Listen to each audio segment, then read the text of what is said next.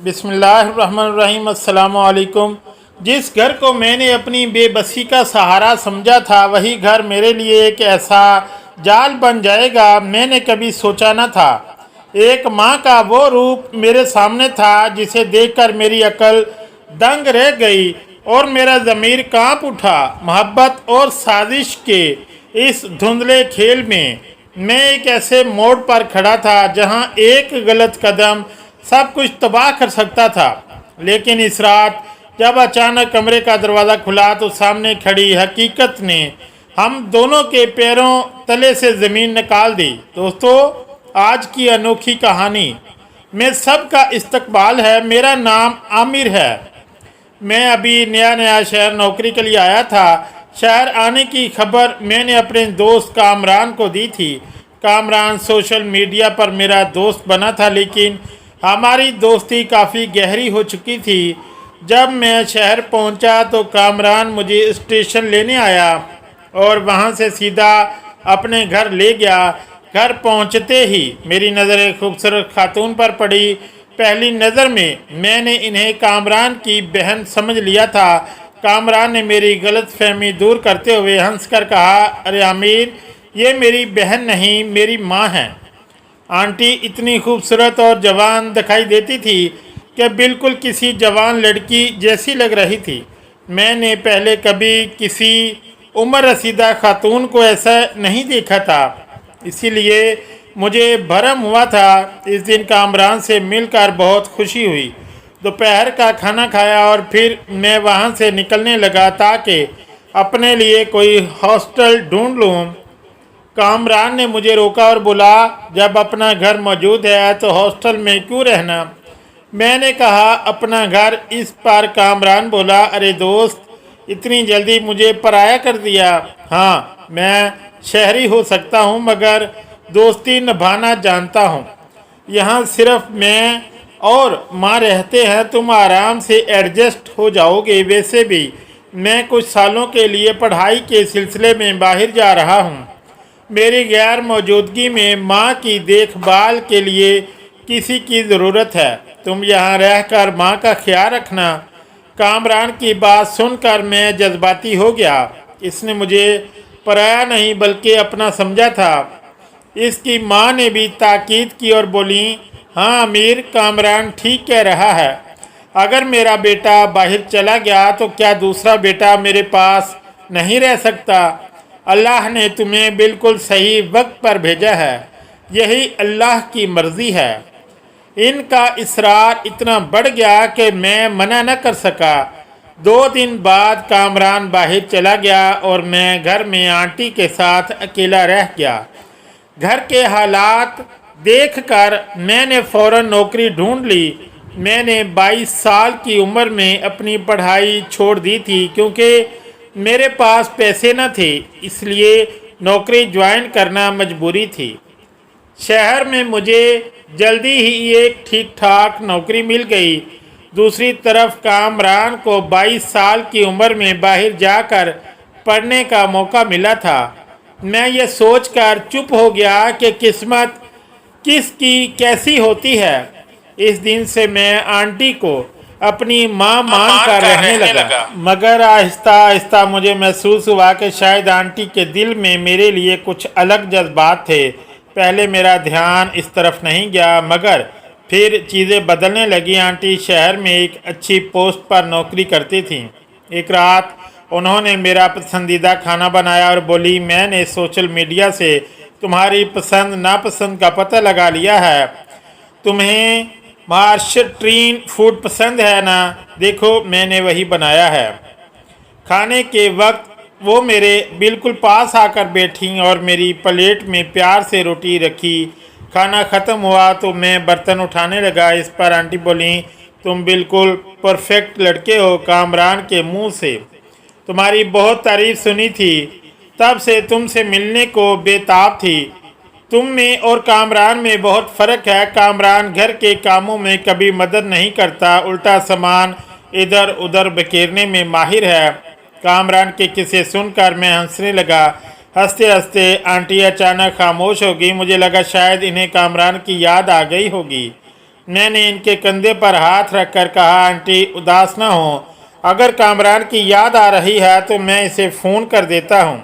Aunty ने मेरा हाथ पकड़ लिया और बोली, कामरान हमेशा के लिए बाहर नहीं गया है, मुझे अब इसकी याद में खामोश नहीं बैठना।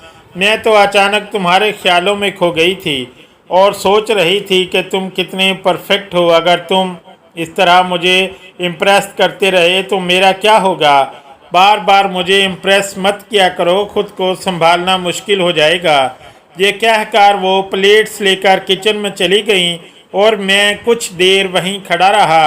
इनकी बातें मेरे सर के ऊपर से गुजर गईं। आहिस्ता आहिस्ता आंटी ने मुझ पर अपनी खूबसूरती का असर डालना शुरू किया। वो हर रोज़ सुबह जल्दी उठकर योगा करती थीं।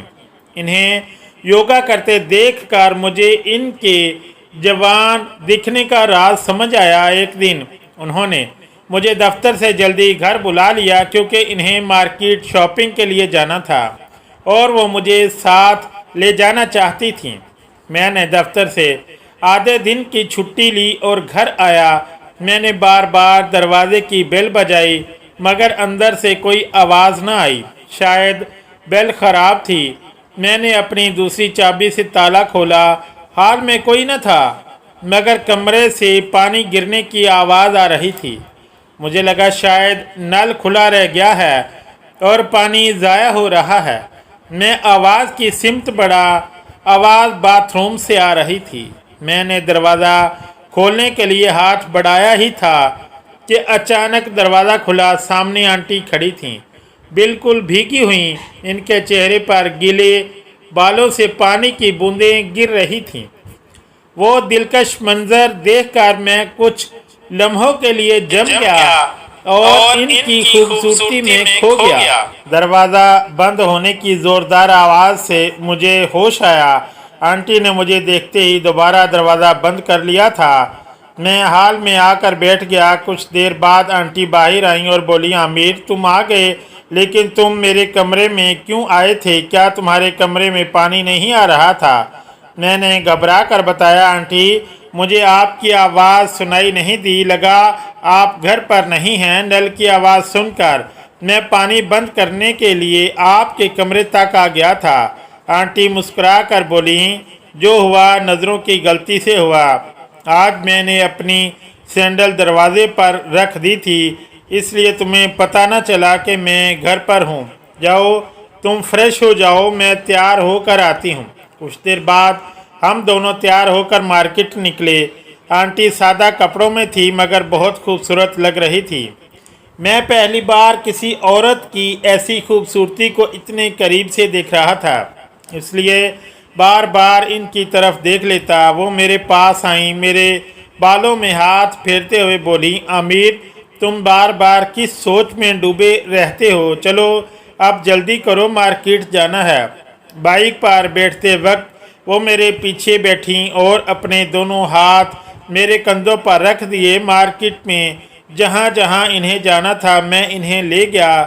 घर वापस आकर वो मेरे चेहरे पर हाथ फेरते हुए बोली, तुम्हें परफेक्ट मैन का नाम पूरी तरह सूट करता है।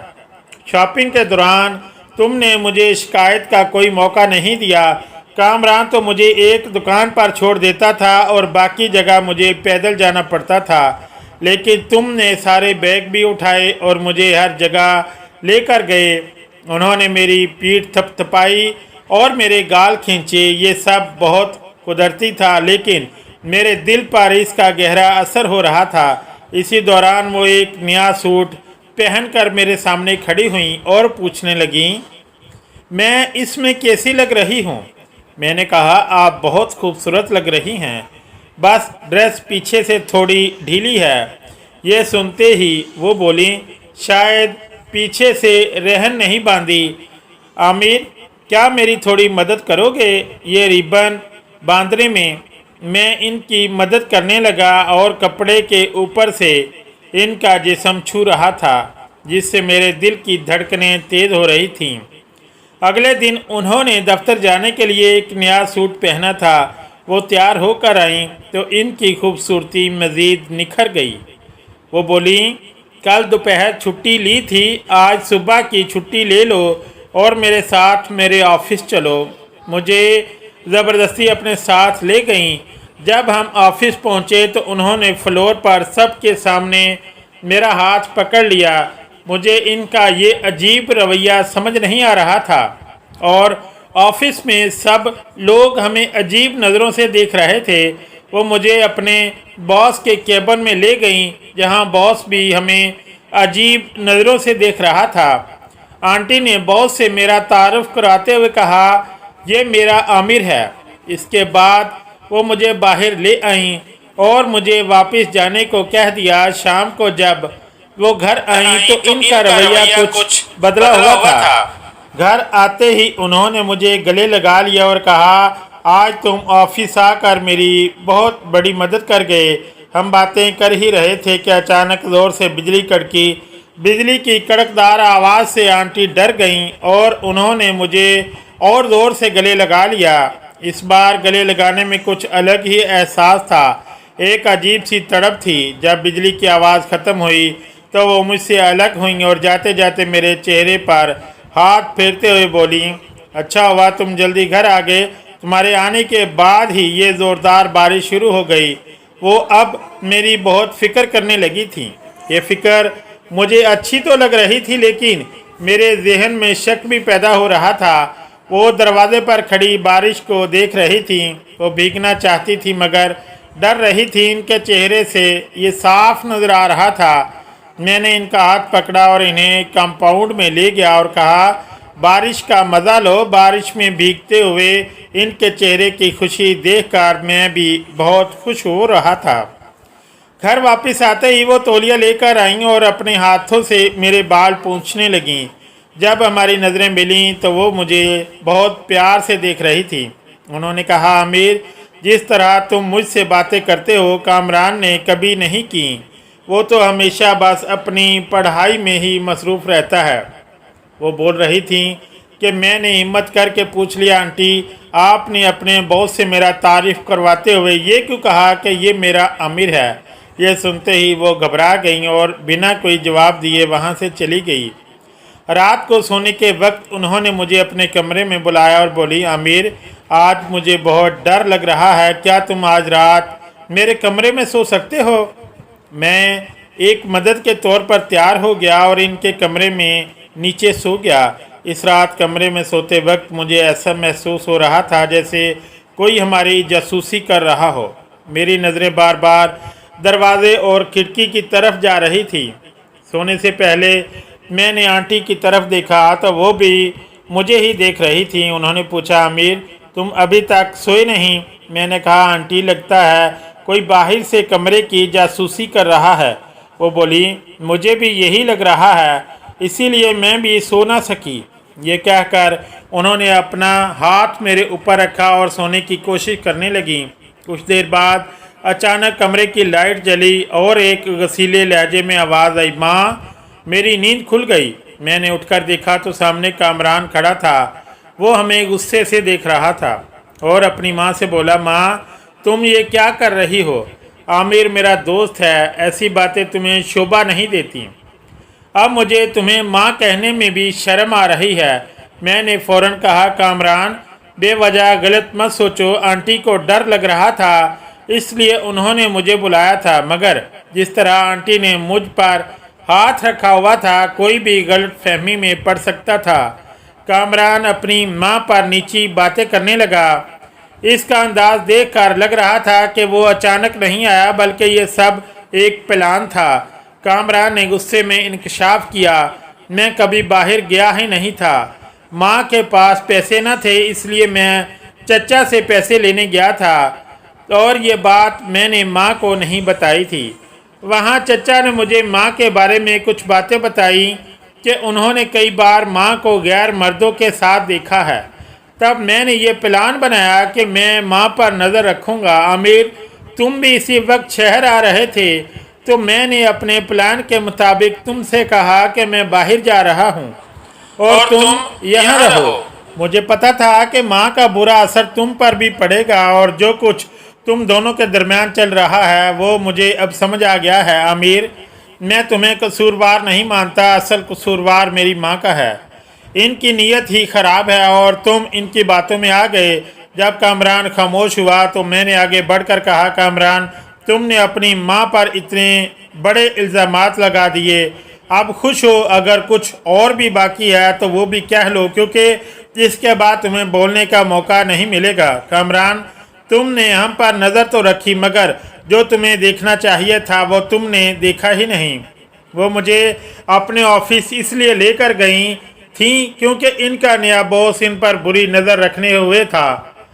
इन्हें इस बॉस को ये दिखाना था कि वो अकेली नहीं हैं, बल्कि इनका एक जवान बेटा भी है जो इनके साथ खड़ा है। वो बॉस को बेटे का डर दिखाने के लिए मुझे वहाँ लेकर गई थी, और अभी भी जब वो मुझ पर हाथ रहकर सो रही थी, वो मुझ पर और तुम में कोई फ़र्क नहीं कर रही थी। वो मुझे भी अपना बेटा ही समझ रही थी। अगर तुम दूसरों की बातों में आने की बजाय अपनी माँ को समझते तो तुम्हारे मुंह से अपनी माँ के लिए ऐसे घटिया अल्फाज ना निकलते। मैंने कामरान को मज़ीद झंझोड़ते हुए कहा, मुझे कुछ ही दिनों में समझ आ गया था कि आंटी कितनी अकेली थीं।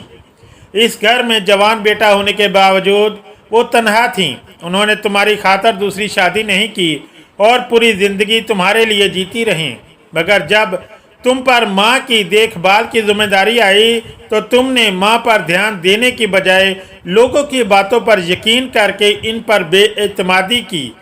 मैं बोल ही रहा था कि आंटी रोते हुए मेरे कंधे पर हाथ रखा और बोली, आमिर, तुम्हारे पास जो समझदारी है वो मेरे अपने बेटे कामरान में नहीं। मैंने इसे कभी किसी चीज़ के लिए मेहनत नहीं करने दी, हर चीज़ वक्त पर दी, मगर आज मेरे बेटे ने मेरे प्यार का सिला इस बेएतमादी से दिया। कामरान, तुम्हारे चचा चची ने तुम्हें मेरे खिलाफ भड़काया है।